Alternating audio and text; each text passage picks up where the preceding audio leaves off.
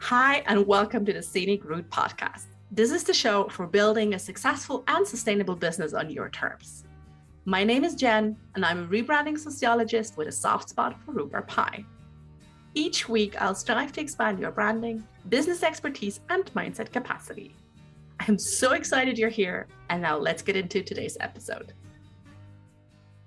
Peta Coote, owner of Nourishing, Soulfully, is a certified intuitive eating facilitator, eating psychology coach, and trauma informed practitioner. Peta runs worldwide online courses, programs, and one-to-one coaching sessions on healing one's relationship with food and exercise, as well as teaching self-care and self-kindness. Through Nourishing Soulfully, Peta also delivers workshops and talks to schools and organizations on well-being, body image, and diet culture. Peta, hi, welcome to the Scenic Route podcast. How are you today? I'm really well, thank you. Thank you so much for having me on your podcast. You're so welcome. So before we kind of dive into today's episode, and I kind of have a feeling that we're going deep because we have similar experiences when it comes to chronic health and how to kind of like claw ourselves back out of despair. Can you briefly walk us through your story? How you started, how you got where you today, what were your pivotal crossroads, your big moments? Absolutely. So I am a self-kindness coach and a certified intuitive eating coach. And what that basically means is that I support people to heal their relationship with food, their body, and themselves. Now, that doesn't come from a place of me just being a human who has a great relationship with her body, food, and herself. It comes from a lot of experience in terms of undoing a lot of behaviors, patterns, beliefs in my life, and really working hard on my lifestyle. So you mentioned the fact that I have a chronic illness. I have Ehlers-Danlos syndrome, which is a connective tissue disorder. And I was diagnosed with that in my early 20s. I had always had issues with food. I was quite a sticky kid, and by that I don't mean I was unwell all the time. I would just always have like a stomach ache or a bit of a reaction to food, and I'd vomit a lot, or I'd have upset stomachs a lot. Oh, yeah. So it was something that progressively got worse during my teenage years, to the point where I couldn't hold down certain foods, and they would make me really, really unwell. And then I went through a period in my early 20s where I was in and out of hospital. I had a tumour in my neck and other tumours around my body, and doctors didn't really know what was up with me. I was just really unwell, and it was making me really, really sick. I struggled to hold down food. I struggled to hold down water. And it was a really tough time because I felt like I couldn't trust my body. I felt like it didn't matter what I did because I didn't know how to tune in. I didn't know what was going on. And so when I had the tumour in my neck removed, and it was a benign tumour, and the other tumours in my body started to, with lifestyle change, started to shrink. And I was diagnosed with EDS. And I could have, in that moment, kind of gone, well, it is what it is. I'm just going to live with it, keep going in hospital, keep doing what I'm doing. But I didn't want to just live with it. I wanted to try and thrive. I wanted to try and thrive with it. Yeah, exactly. I knew that there was no cure. It's not like I could cure myself from it. Yeah, it's not going away. It's not temporary. There's not really a medical treatment for it, and it's going to go away. So basically, you could just treat the symptoms of it and improve your overall quality of life, I suppose. Yeah, and one of those big things for me, I tried a lot. I did a lot of research online, which isn't always the best way to do research. However, when you are struggling and you may have medical professionals in your life who have very strong ideas of what you should be doing and what you shouldn't be doing. Or if they have no clue what's going on, right? Yeah, exactly. So I found that looking at different people's stories, reading, hearing different people's stories open-mindedly, and taking what I thought could apply to me and leaving the rest and trying different things that really helped for me. So I found that movement is a really big thing for keeping my body flexible and strong that takes the pressure and the weight off my joints, which is a big issue with connective tissue disorders.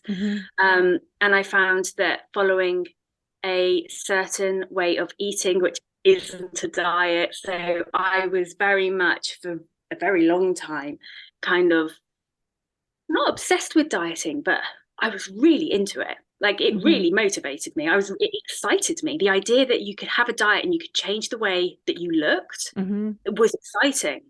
But of course, now we know that's not the case. Our appearance, the way that we look, our body shape and size is influenced by over 100 factors. And food is just one of those factors. But that was something as well that I was quite heavily influenced by. I was influenced by these influencers online.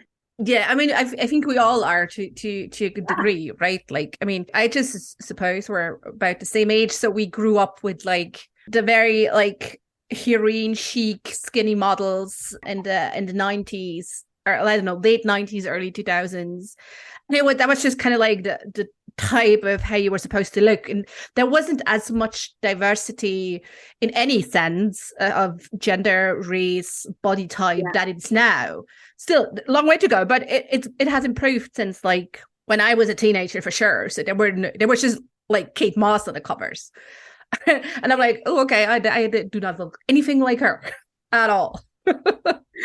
And that's the thing, isn't it? That's what we kind of had as role models, Kate Moss, basically. Yeah. And that's who everyone wanted to look like. And we were sold the idea that once we looked like that, we would be happy. Well, when I got really... We would be anything. We would be successful. We would be happy. We would have everything come true that we basically want in our lives. And you'd also be able to do whatever you wanted to do. Oh, yeah. Yes. Big thing. Yeah. It's kind of like, if you look this way, that is giving permission to pursue what you want, to travel or to whatever. It's like, So that was going on, which I think was going on for probably 95% of people my age at the time as well. And when I was really unwell, I lost a lot of weight. I look back at pictures and I do, in some of them, look skeletal. I look really, really unwell. And I can remember even then thinking, I'm still not the weight that I want to be. Now, I wasn't doing anything I wasn't manipulating my food intake at that time to look a certain way. I was unwell. I couldn't hold down food because of how unwell I was. So it wasn't anything to do with any kind of eating disorder. But that really stuck with me, the fact that even when I was that unwell and my body was really struggling, I still looked in the mirror and was like, if I could lose a bit more weight, then maybe I'd be able to do X, Y, and Z. Now, that kind of combined with the fact that I'd started to look after my body once I'd been diagnosed and looked into what are other people doing? How are other people managing this chronic illness? And I realized that exercise doesn't have to be for punishment. I can find ways of moving that feel really lovely. It's not like I don't have to shut myself in a gym. And if you like being in the gym and you like being on the treadmill for hours and it's something that feels great, then brilliant. You do you. Yeah. Exactly. So that played a huge part. And then from there, it was kind of a natural progression of I started to really take care of myself, because I realized when I was beating myself up, when I was being judgmental to myself, I was only making myself worse, because with most chronic illnesses, when you're stressed and when you're putting pressure on yourself, such a big trigger. It triggers. If you're not already going through a flare-up, it tends to trigger flare-ups really easily. And so it all kind of, I wish I could say this happened, then this happened, then this happened, and then I trained, and then this is why I do the job I do. But actually, it was a whole load of different things and a whole it was more of a scenic route, wasn't it? It was more of the scenic route. And so I started combining that. And once I'd worked on my lifestyle changes and I was starting to eat foods that felt good to me, I found intuitive eating. And intuitive eating is a self-care food way of living, is the way that I describe it. So there are no hard and fast rules. It's all about kind of undoing your diet beliefs. Well, I mean, let's be even more crass, like undoing damage that's been done to us by the diet industry.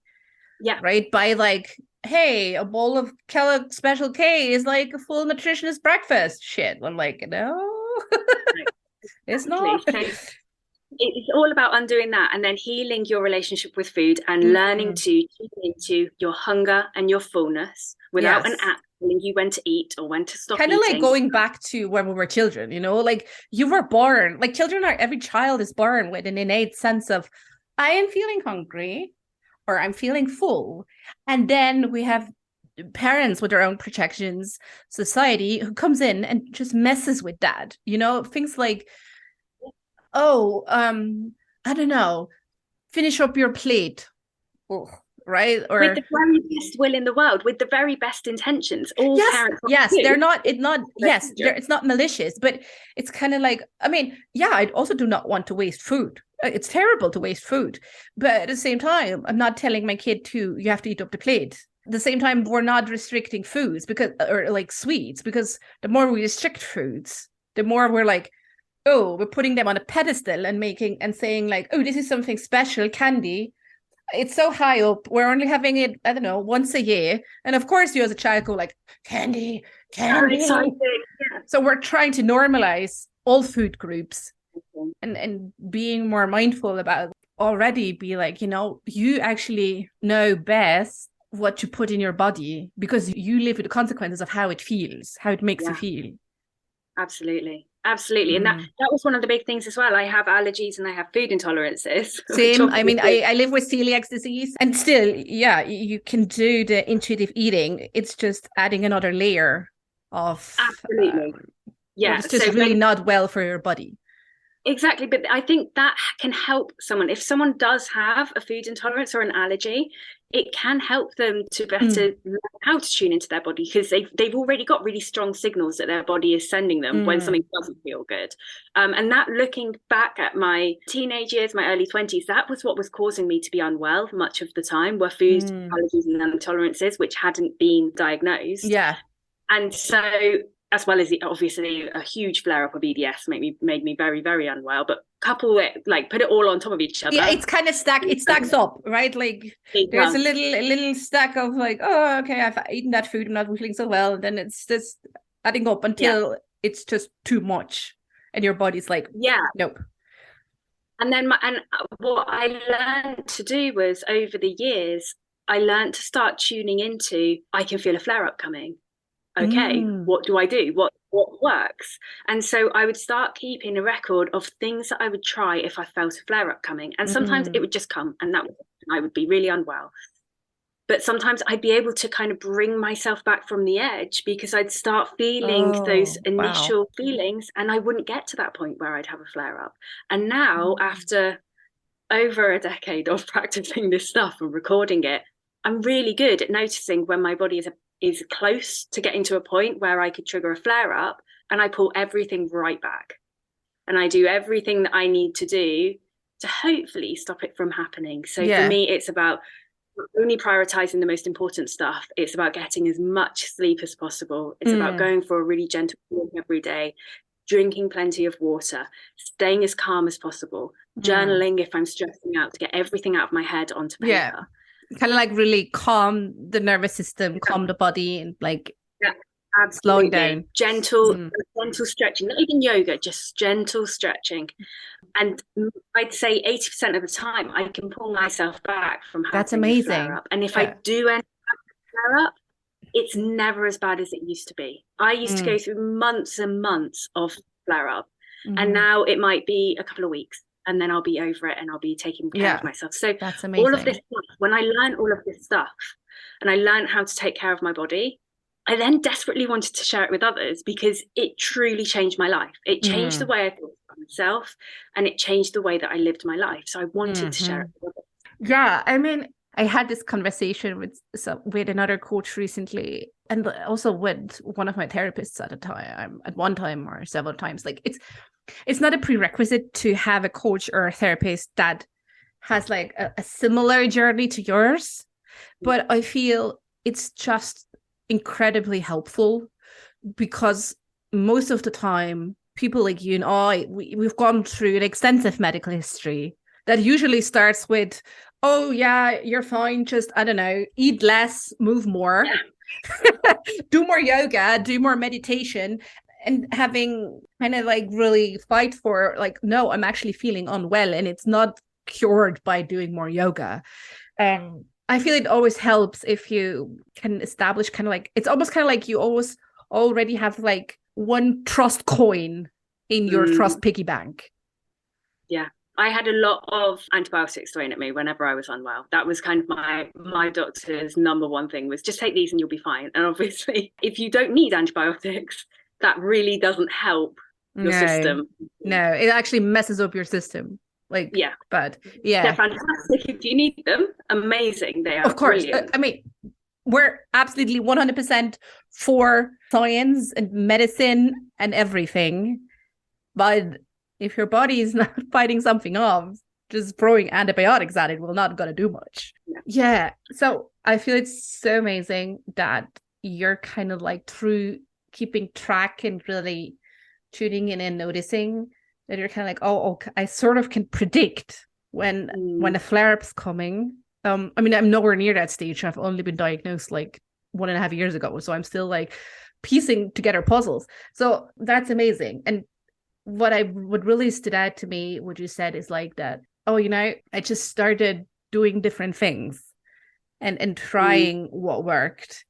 Like, can you tell us more about like what kind of mindset you've approached this? So, I mean, you've been diagnosed. So what were then like your actionable steps that you took at the time? So I am a very can-do, positive person. Mm-hmm. I'm a doer, a complete doer. The glass is half full. The glass was half full. I was brought up that way. My parents brought me up to be a positive person. And they also brought me up to always do my best.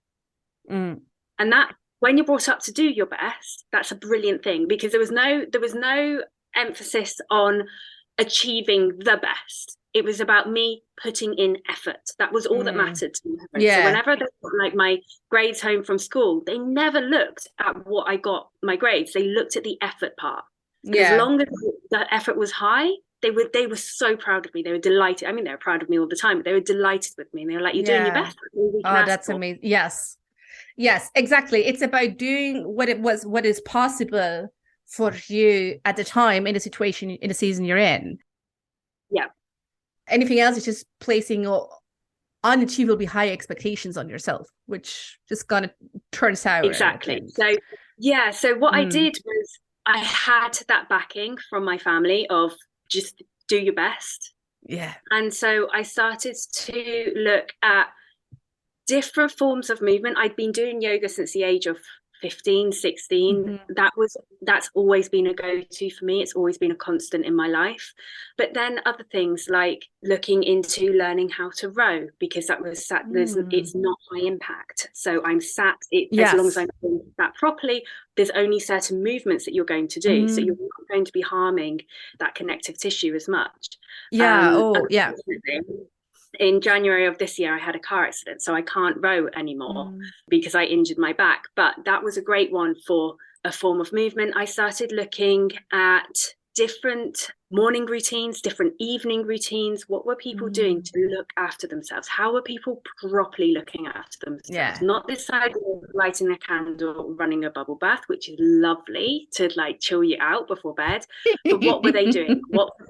How were they actually taking care of themselves? Yeah, kind of like talking about the true self-care, like and the many forms it can take, right? Like it's, I don't know, we're getting again perpetrated by the media that there's a certain capitalistic look on how self-care should look like, right? Like, oh, you're taking care of yourself if you're doing a weekly mani-pedi, which is fine. If you want to do a mani-pedi, then go fucking do a mani-pedi, right? But there's so many more types of self-care that I feel like let's open up the discussion on self-care, because I feel like we're not fully acknowledging all the completely free or let's say monetary free ways of taking care of ourselves and how that could look like.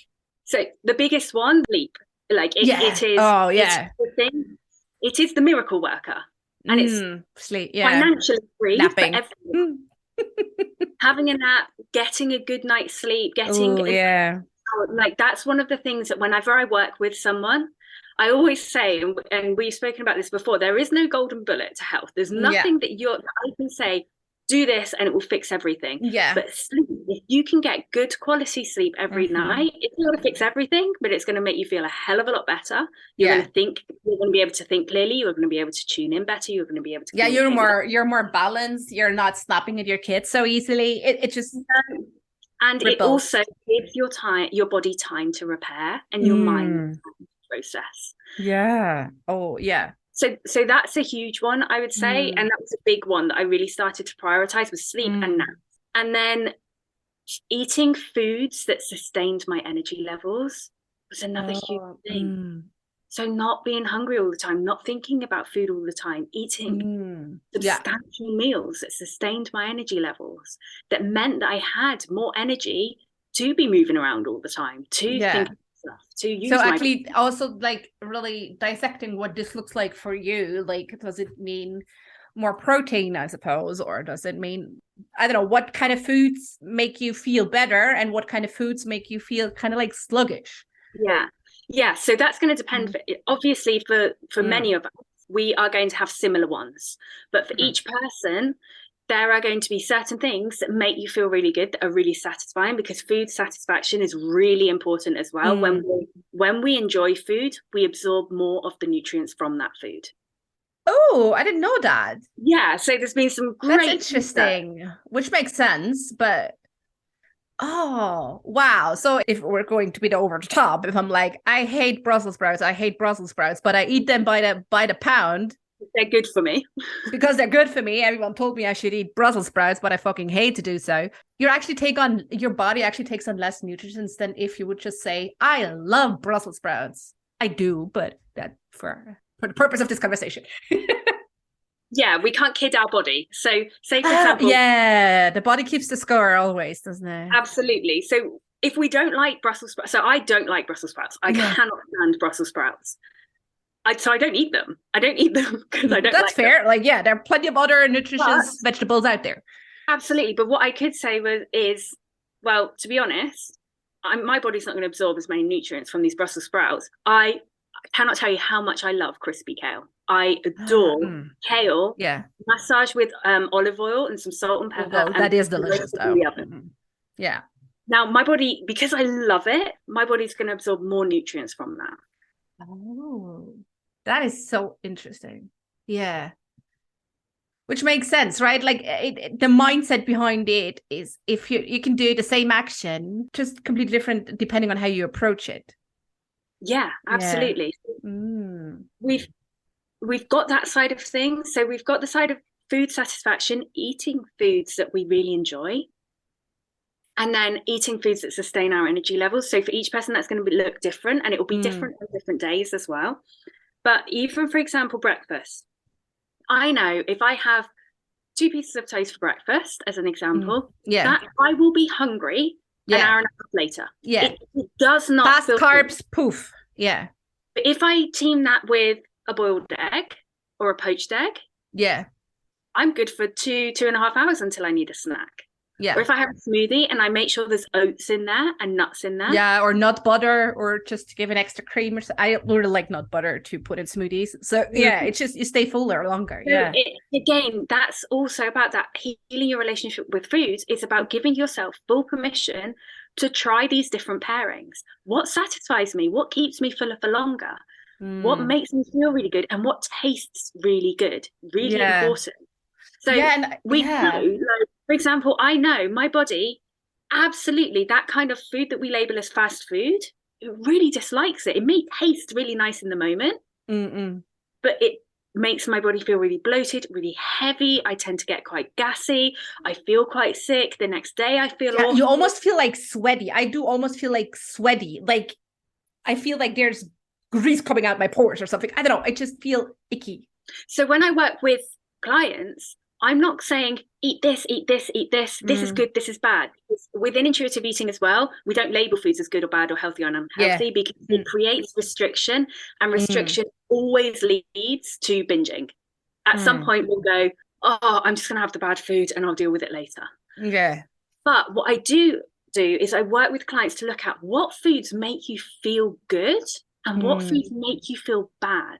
It's not that we're staying away from those bad foods, but I'm willing to bet that once you've actually mindfully tried these foods and gone, I don't really like it, or it doesn't really feel great, Yeah. you're less likely to have that next time. Yeah. And I mean, that example, not only what just brings to mind is it changed, for example, also my relation to alcohol. Like, I was never a really big drinker, although studying in Ireland did not help. But I don't know, I was never like, oh, I have too many drinks. But I was actually like, especially after like having a baby and nursing, I was like, I don't feel good after like 2 glasses of wine. I just don't feel good. I'm like, drowsy. I don't know, just not feeling good.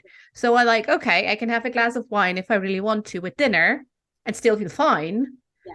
But if I have, depending on types of food, whatever, what I eat and how I feel, I may have a second glass, but after that, there's a high chance I'm not feeling so well.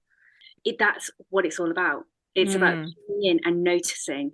And so I work with people who have gone through the whole intuitive eating program on their own with the book.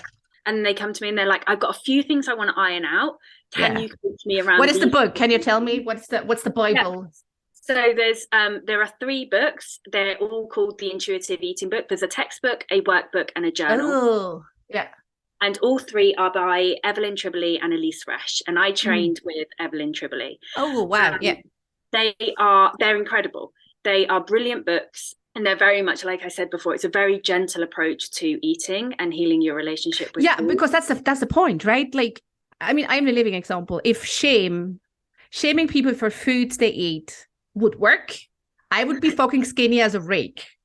It just doesn't work. Shaming yourself or letting your body be shamed by others, it's not going to help permanently long term. It's just not. Not no. So sometimes I have clients come to me after they've worked through that process and they're like, I've got a few things I need to talk to you about. Can we work through these things? And then sometimes people come to me and they're like, I want to do this. I just want guidance the whole way through. I just need to talk to about it. Yeah, because someone on the sideline is kind of like coaching in. Yeah, exactly. So I just need someone who's kind of looking at my food diary and picking up things that maybe I'm not picking up on. So I'm not looking at what they're eating. I'm looking at how satisfying is it to them? How long is it sustaining their energy levels? When are they eating next? And what are they feeling like? What are their physical symptoms afterwards? Yeah. What's going on mentally for them around this as well? What are they writing in their... You kind of like see patterns emerge in most cases, I suppose. Yeah, exactly. Looking at patterns. And then if I'm working with a woman who has her period, I might be like, did you by any chance start your period on this day until this day? Because we can start seeing patterns as well. They emerge and repeat. Oh, interesting. Yeah. And that's amazing. Knowledge is power. That's what I always say to my clients. That knowledge and that information is power, because then you know. So you know next month, right, for the past couple of months, I've been tracking this, and on this day, this happens, this day, this happens. So you're not beating yourself up. If on day 17 of your cycle, you eat 50 pieces of toast as a snack in the morning, and then another really heavy snack in the afternoon, you're like, this always happens. I don't know why I do it. What's wrong with me? If you know that day 17, actually that happens every month, it's probably because your body's gearing up, it's getting ready. Yeah. And then you can, like, you kind of like work working to kind of like prevent it and be like, oh, okay, I know tomorrow, most likely, I need more energy. So maybe tonight I have, I don't know, extra protein, or like, I don't know, like brown rice or something, just something that sustains me longer. So I don't need this quick burst of like white toast in the morning. Exactly. And the thing about it is, the way that I do it is, rather than us fixating on labels, we're looking at the foods that feel good for you.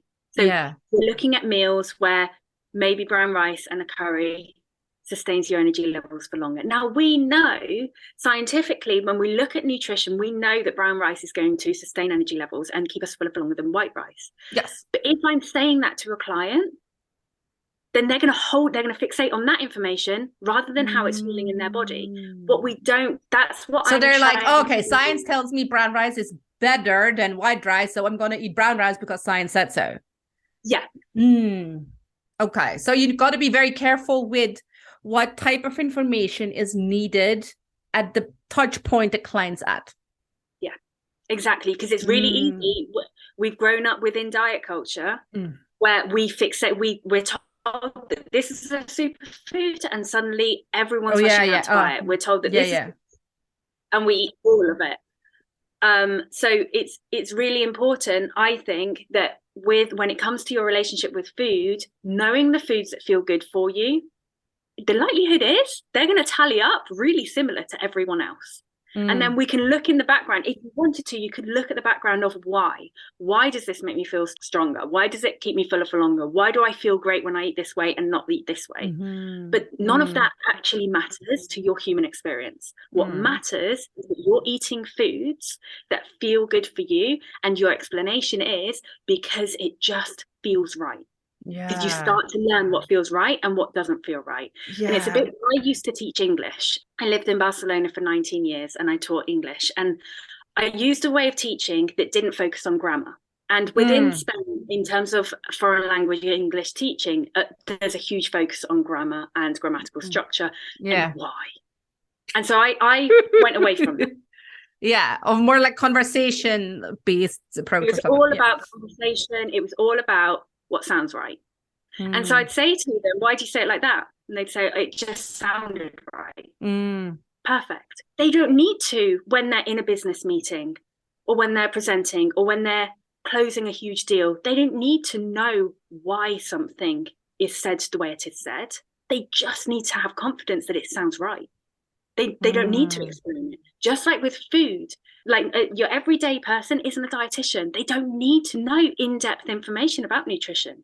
They just need to know what feels good in their body and what doesn't feel good. Or we can even boil it even down more. They just need to know what makes them feel confident about food, about nutrition.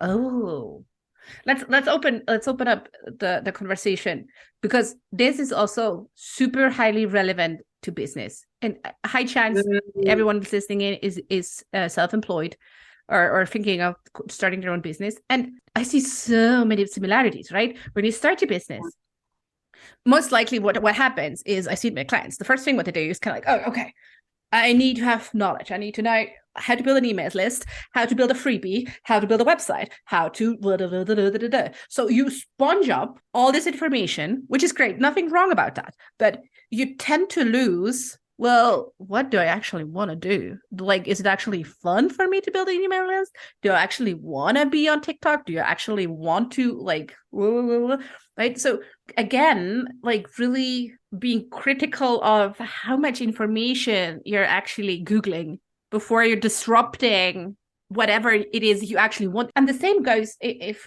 not just for you building your business, but also you building your services for your clients, like actually being mindful of, as you said, and I love this example, like, my clients, I don't need to like bulldoze them with all this nutritional knowledge, but like, how can I build my service in a way that the client at every step of my service, pre, during, and post, they get the information they need at the time, right? So they feel confident and not completely like, okay, I'm giving up. Nope. Okay, I'm just gonna, I don't know, go back to what I was doing before because this too much. I love that. That's kind of like a way to deal with overwhelm, to really be critical of what do we need to increase the confidence of the client, whether that's in regard to food or movement or business or whatever, copywriting, designing, whatever it is. It's always the same. Yeah. And when we take care of ourselves in that way and we learn to tune in and listen, we get stronger at that in other areas of our life. It's not just a one area thing. No, Oh yeah, I love it. Oh, it's so true. Like we can, we all know the areas in our lives where we're like always so quick to jump to external advice. And it's good because we all have blind spots and we all need to be very reflective of what we do And it's great to have coaches to, like you said, some people just want to have you look at their thing and see what patterns are emerging, because you cannot see it if you're in the trenches yourself. But to really, not just to quickly downplay your experience and go look for like the magic bullet, the golden bullet. You are the expert of your body. You're also the expert of your business. You're also the expert of your life. Yeah. Like, you hold all of that experience, all of that past history in your mind. You know the way that you react to things. You know what your weaknesses are, what your downfalls are. You know what your strengths are. Yeah. That is so true. Suddenly outsource all of that worth and value to someone on the internet you've never met, who's telling you how to run your business or how to or how to move your body, how to eat, and they don't know you. And this, I mean, like, oh God, the many times I had like a PT tell me, oh, running is very good, and I'm like, yeah, sure, but every time I run, like the vibrations, my uterus, I mean, I have endometriosis and adenomyosis, so every time my uterus like bumps under my pelvic bone, it can be really fucking painful. So, and it's like with these bouncing on solid ground, like these high impact sports, there are days, yes, where it works, but there are a lot of days where this is not helping at all. So that's another thing as well. I always say to clients, give yourself full permission to say, I don't like doing that, so I'm not going to do it, with the open mind of leaving that door open, that should you in the future decide, actually, I want to try it again, you can't. Like, you don't have to make rules today that you must follow forevermore. Oh, this is so important. I love that you said that, right? Like, it's okay if you change your mind. If you wake up tomorrow and be like, hey, maybe I do like Brussels sprouts, or maybe I do like high impact sports. You try again. And if you do, that's great. If you don't, that's great. It's the same in business as well. It's okay to change your mind. It's okay to pivot. It's okay to kind of go, this isn't working for me. And it doesn't mean I'm a failure. It actually means I'm looking at my business and I'm looking at what's working and what's not. So actually being more kind to yourself, really. That's what it's about, no? So that's what it all comes down to. And this is where I think sometimes when people first look at my business, because I'm a self-kindness coach and then I'm an intuitive eating coach, they're like, they are so intrinsically linked. We cannot heal our relationship with food and our body if we're not kind to ourselves, if we don't learn to be kind to ourselves. Because when we're healing our relationship with food, we're not just looking at what foods sustain us and feel good. We're looking at secret eating. We're looking at binge eating. We're looking at dieting, ways in which we punished our body. Well, all the ways, like, right, like if we over exercise or if we over deliver in client relationships, I mean, this is endless. I feel we have to start with being more kind to us and understanding why we did certain things, because we did this because of the best of our knowledge at the time. And the one thing I ask clients to start doing is get comfortable making mistakes, because that's where we learn. So as you learn to eat intuitively, you are going to eat past the point of comfortable fullness many times. And it's not about kind of going, I really messed up. I ate past the point of comfortable fullness. I feel awful. What was I doing? I knew I was doing it. Like crapping all over yourself. Actually go, that's interesting. I ate past the point of comfortable fullness. Why did I do that? What happened? Like, was I distracted? Was I feeling upset? Was I stressed? Was I really enjoying myself? What happened? How can I learn from this? Because I'm not feeling great right now. So that next time it doesn't happen. Because it's okay, because you're doing the best you can.